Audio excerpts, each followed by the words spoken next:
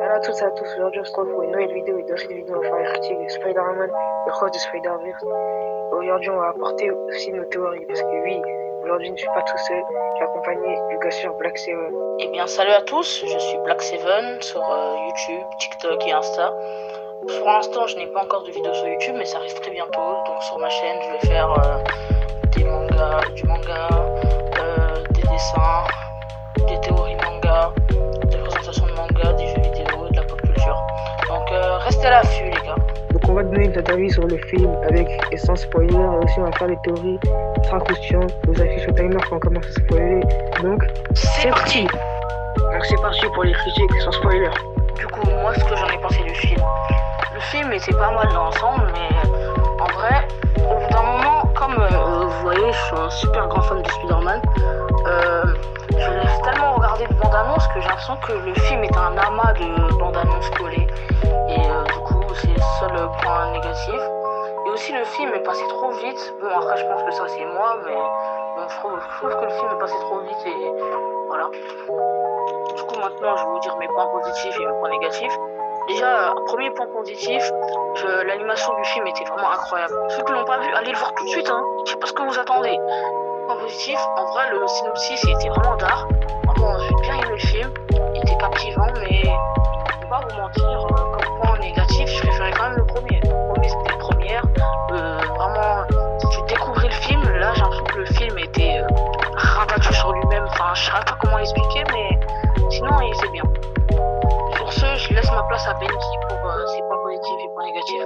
Et surtout, ceux qui sont pas allés voir le film, allez le voir. Moi j'ai pensé comme Black Seven, le film est incroyable, la colorisation, les combats, le rythme un peu vers la fin. On dirait que le film était trop coupé parce qu'il y a deux parties. On dirait que le film il était trop, c'était plein de trailers réunis tout ça. Parce que dans les trailers on disait qu'on avait pas beaucoup vu du film. Alors on avait beaucoup trop du film en vrai. Le film on dirait il faisait pas 2h20, on dirait vraiment qu'il faisait 1h. Pour les points négatifs, moi aussi je peux faire le premier. Le premier c'était vraiment l'introduction dans le monde de Spider-Verse, le développement, Miles Morales, tout ça. Mais là le 2, c'est qu'on attend le 3 hein, pour juger. Attention, cette partie contient des spoilers. On se porte sur un téléphone, la partie, vous voyez à l'écran, elle est là. Si vous voulez pas vous retrouver, très bon développement depuis une de Spider-Verse, on sent vraiment que Miles il a grandi, on sent vraiment que c'est vraiment Spider-Man maintenant, c'est vraiment lui Spider-Man. Il a sa double vie personnelle, tout ça. On sent vraiment son développement carrément, elle a même changé de costume. Après pour les autres personnages, leur développement aussi bien. Gwen par exemple au début, tout ça, la trahison avec Miles pendant tout le film, ça nous fait la détester. Je sais pas si dans le troisième film ils vont nous faire la re-aimer, je sais pas. En tout cas là ça nous a fait la détester, tout ce qu'elle a fait avec Miles. Miles qui est dévasté, tout ça. Qui dit tout le monde m'a trahi depuis le début. Et après on a aussi le Miles de la Terre 42. Ah ça c'est incroyable ça. Ça vraiment. Miles Morales Terre 42. Je m'y attendais pas trop. En plus de voir que c'est des rôdeurs parce qu'au début on croit que c'est son univers à Miles. Après on voit que sa mère elle connaît pas Spider-Man. Puis après on voit donc là on est toujours vivant et là on se dit c'est pas son univers. Puis après on voit son double, le rôdeur. Ça c'était vraiment bien fait. Point positif, ce film il est vraiment bien rythmé. Il y a vraiment tous les combats avec de spot au début. Personne ne le respecte. Après il devient fort, tout ça. Il devient imposant. Omega O'Hara qui veut chasser Miles avec la toile, Canva, les événements Canva, tout ça. Ça faudra expliquer un peu plus aussi les événements Canva. Parce que si dans le troisième film on dit que Miguel O'Hara il a manipulé tout le monde, tout ça. En vrai tout ça, il manipule tout le monde pour sa propre guise. Là je comprendrais. Mais si on ne dit pas ça, là je comprends pas trop parce que il y a un peu des failles des fois, c'est un peu farfelu des fois. Sinon tout le début il commence pas avec Miles, il commence avec Gwen, l'introduction, tout ça. Après on voit Miles, comment il a grandi. Ça c'était vraiment bien fait. Tous les Spider-Man, Spider-Man indien, Spider-Punk, très bien développé tout ça. Ça c'était vraiment bien. Et bref, en tout cas c'est ce qu'on a pensé, moi et Black Seven. Black Seven là il dit pas ce qu'il a pensé parce que on pense absolument la même chose. ça servait à rien de redire la même chose. Mais sinon, le film, vraiment, il était bien. Et pour les points négatifs, le film, il est trop court, on dirait. On dirait que c'est plein de trailers réunis, comme j'ai dit dans la partie sans spoiler.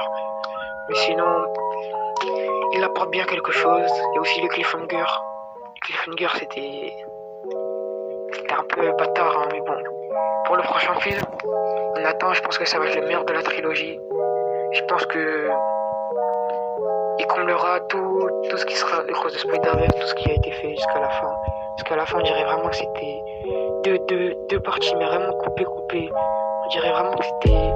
Le cliffhanger, il était trop là pour... Le film, il ressemblait trop à une introduction pour un autre film qui sera le vrai film. Donc c'est pour ça, donc on verra Beyond the Spider-Verse comment il sera. Mais bon, en tout cas, c'est notre partie avec spoiler. Maintenant, on passe aux théories. Et oui, car première théorie du film, pour nous, enfin pour moi spécialement, je pense que Miguel O'Hara va essayer de tuer le père de Miles manuellement, car il est raciste. Oui, pour moi, Miguel O'Hara, il veut tellement essayer d'avoir raison que s'il voit que Miles a vraiment raison et que son père n'a pas besoin d'être tué, enfin n'a pas besoin de mourir comme événement Canva, car pour moi, comme l'événement de la Terre 42 était déjà décidé, son père était déjà mort, bah du coup, je pense que le père de Miles va pas mourir, mais comme Miguel O'Hara veut tellement avoir raison de lui, bah, il va essayer de tuer manuellement le père de Miles. Surtout, faut pas oublier que finalement, le méchant du film, c'est pas Miguel O'Hara ou Miles 42, c'est plutôt The Spot. Il nous a pas été introduit pour rien. Surtout qu'à un moment, au début, c'est un personnage humoristique, un but humoristique, mais par la suite, ça devient un mec super fort. Il est devenu noir avec des trous blancs, enfin, non. Du coup, troisième théorie, pour moi, dans le troisième film, il y aura, bon, c'est un peu tiré par les cheveux, mais pour moi, il y aura tous les Miles Morales de tous les univers. Enfin, il y a beaucoup d'univers. Du coup, aussi, j'ai pas très bien compris. C'est pas très connecté avec les comics et le film. Car Miles, dans le film, on dit qu'il vient de la Terre 1610. Et celui des comics aussi, il vient de la Terre 1610. Donc, comment on fait?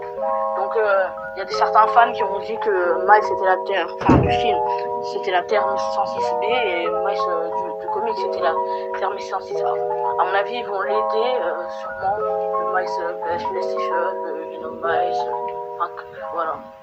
Moi personnellement, pour ma première théorie, je pense que le Miles de l'univers 42, il sera pas méchant.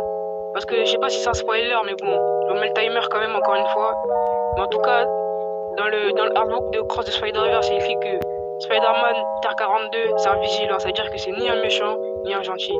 Donc moi je pense qu'il va aider le Miles de la Terre 1616. Il va l'aider, tout ça. Parce qu'à la fin du film, on nous a fait croire qu'il était méchant. Mais du coup, je pense pas qu'il sera méchant, je pense.